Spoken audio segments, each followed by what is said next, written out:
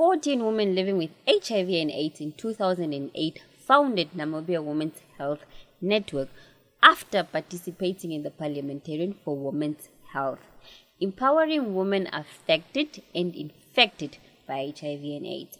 The community-based network provides advocacy, skills, and capacity building to improve the living standards of women, girls, and adolescents living with a deadly disease.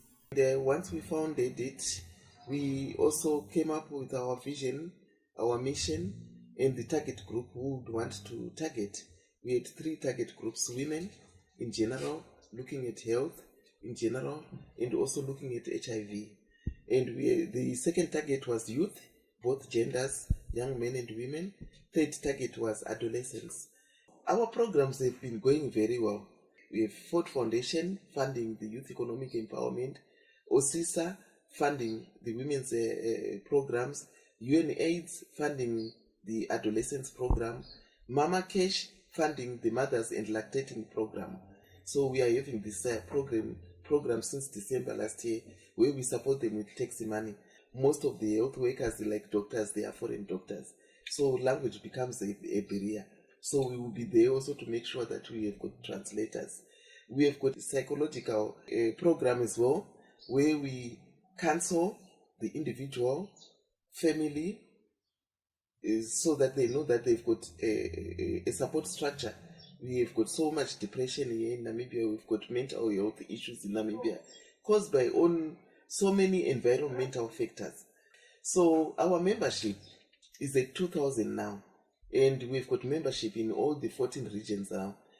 Namibia has been elevated to a higher middle income country, that donors are going out. But for us, we are still fine, because our donors, they don't even look at the elevation. They look at the challenges which we are facing. So we are hoping that it will stay like that, so that we can also provide services to all our members in the 14 regions. In 2015, the network launched EMTCT in Windhoek, Katutura. The program aims to implement government efforts on how to minimize new HIV infections among babies while keeping their mothers alive.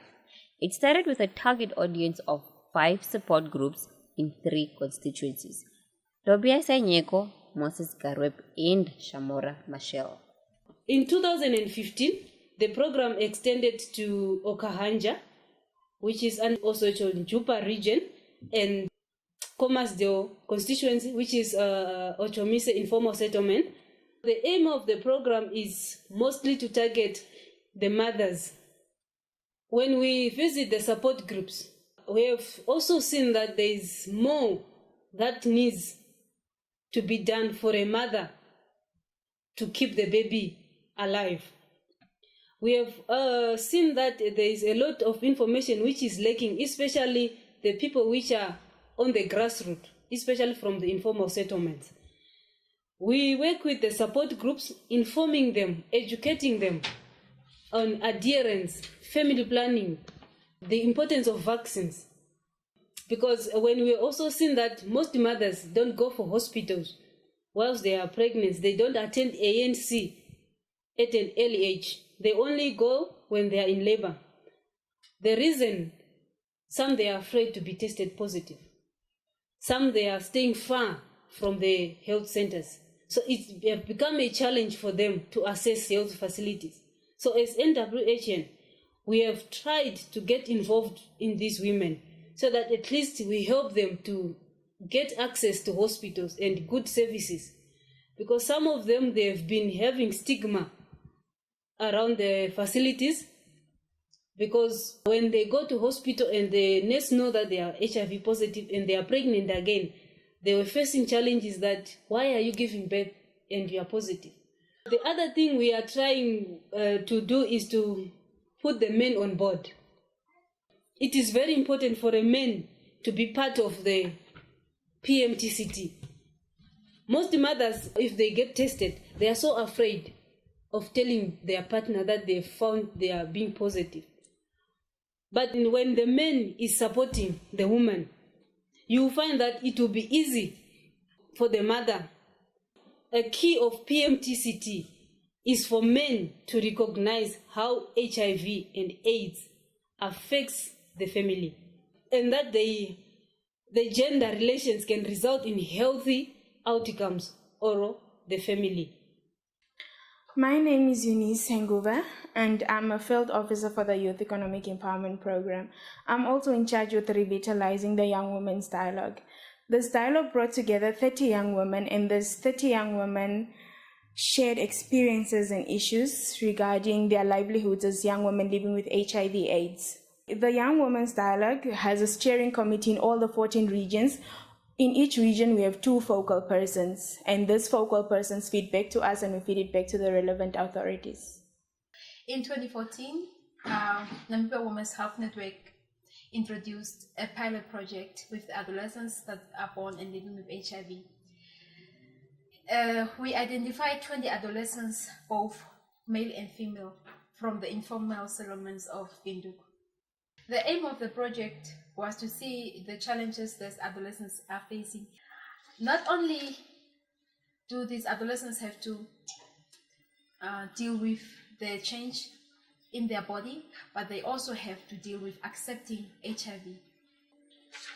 The other added challenges that the adolescents that we also found within the project, this project, was that the adolescents have lack of support structures.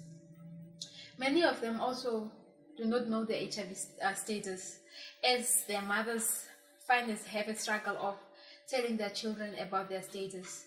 And even when they know, they still blame their mothers. They also face stigma and discrimination and are also coming from poor social backgrounds. One of the many, the Youth Economic Empowerment Program awards grants to unemployed young women and men, of which many are school dropouts and young sex workers living with HIV. The grant helps them to participate in vocational programs, enabling them to acquire skills needed to start small enterprises.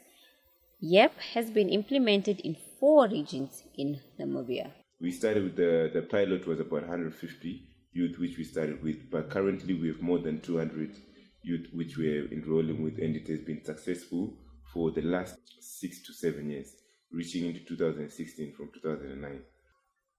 We have outreaches where we try to provide them with information so that they can make better decisions, and we try to also build up a mind of entrepreneurship. We have what we call the SRHR, which stands for Sexual Reproductive Health Rights. And then we have the GBV, which is Gender-Based Violence. Then we have the SM&E, which stands for Small, Medium, and Enterprises. Those are the things we try to give them. And under the program code Fit for Life, Fit for Work, which was provided to us by Ford Foundation. Currently, we have 25 youth beneficiaries which came from the YEEP program, who came with different life skills that they had learned. For one was doing plumbing, one was doing plastering, one was doing carpentry. So they came together and created a company as a construction company, and are currently working and talking with the government that they may be provided a place to start their company. We actually encourage them that we can talk with the government and the banks as well, that they can have, for every big major tender that comes, at least the youth can get at least 10% that will be provided to them, that they can have a starting capital they can work with. The difficulties which I would say, which are the most of the youth which we have, is the situation is, most of them, they really want to study, they really want to make something out of their lives. But the difficulty they face is from where they go to do their trainings for the life skills, and then with the background they're coming from, it's 2 different backgrounds, and it confuses them sometimes because they're coming from a background where they live, where they're influenced by alcohol, where they're influenced by crime, where they're influenced by such things like that. And for where they have to travel to go for the training, sometimes it might not be as close to where they live. What I would try to suggest, if it was possible, that a center might be built where they could actually spend the whole day there than be in the streets.